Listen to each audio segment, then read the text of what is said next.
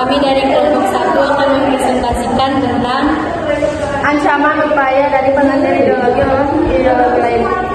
pengertiannya akan dibacakan oleh Saskia. Ideologi merupakan gabungan dari bahasa Yunani dias dan logos yang berarti tujuan, intensitas, sudut pandang, pemikiran, dan pengetahuan.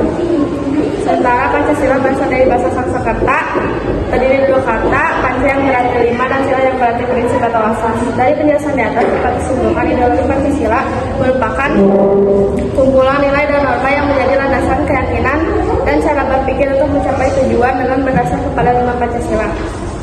Ada ciri-ciri ancaman di bidang ideologi dapat terjadi apabila 1. Kurangnya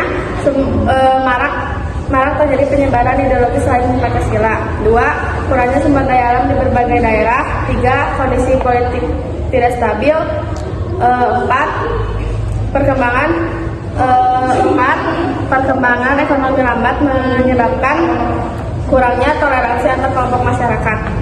Penyebab upaya penggantian ideologi adalah seperti perjalanan reformasi yang secara tidak langsung membawa kebebasan berlebihan. Pendapat dan gagasan masyarakat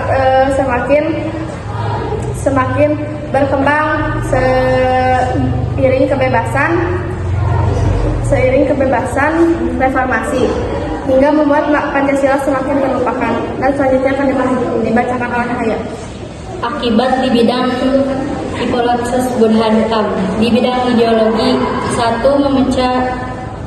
Kekuatan yang tidak stabil, kegoyahan dari berbagai kalangan, serta tidak teraturnya pandangan hidup bangsa Indonesia. Lalu yang kedua, memecah belah integrasi bangsa. Selanjutnya di bidang politik, munculnya aksi demonstran, lalu munculnya pertentangan dalam lembaga-lembaga tinggi negara yang menyebabkan politik Indonesia semakin tidak stabil. Lalu yang ketiga di bidang ekonomi. Di bidang ekonomi munculnya inflasi yang tinggi yang diikuti harga barang yang naik, lalu penjarahan di mana-mana. Selanjutnya di bidang sosial budaya. Munculnya rasa takut dan banyak yang kena dampaknya. Selanjutnya di bidang pertahanan dan keamanan. Munculnya perpecahan dan konflik kegaduhan. Selanjutnya ada contoh kasus. Yang pertama adalah kasus G30 SPKI pada tanggal 30 September 1965. Pemberontakan ini bertujuan untuk menggulingkan Soekarno dan membuat negara Indonesia menjadi negara yang komunis. Lalu pemberontakan ini dilatar belakangi oleh dominasi ideologi nasionalisme, agama, dan komunisme atau disingkat lagi menjadi Nasakom. Penyebab dari terbentuknya G30 SPKI ini adalah pertentangan antara PKI dan TNI, juga desas-desus kesehatan tentang Soekarno. Selanjutnya kasus Darul Islam atau Tentara Islam Indonesia. Tentara Islam Indonesia ini bertujuan untuk mengubah ideologi bangsa Indonesia menjadi syariat Islam. Penyebab dari ingin digantinya ideologi ini adalah pemimpin tentara Islam Indonesia yaitu Kartosuwirjo yang tidak puas terhadap Republik Indonesia karena waktu itu Indonesia masih dibayang-bayangi oleh Belanda yang menginginkan kekuasaan. Lalu selanjutnya contoh kasus selanjutnya akan dibacakan oleh Debila. Lalu kasus pemberontakan Republik Maluku RMS. Pemberontakan ini bertujuan untuk mendirikan negara sendiri. Latar belakang pemberontakan ini karena pemerataan atau pembangunan daerah yang dirasakan sangat kecil dibandingkan dengan Jawa.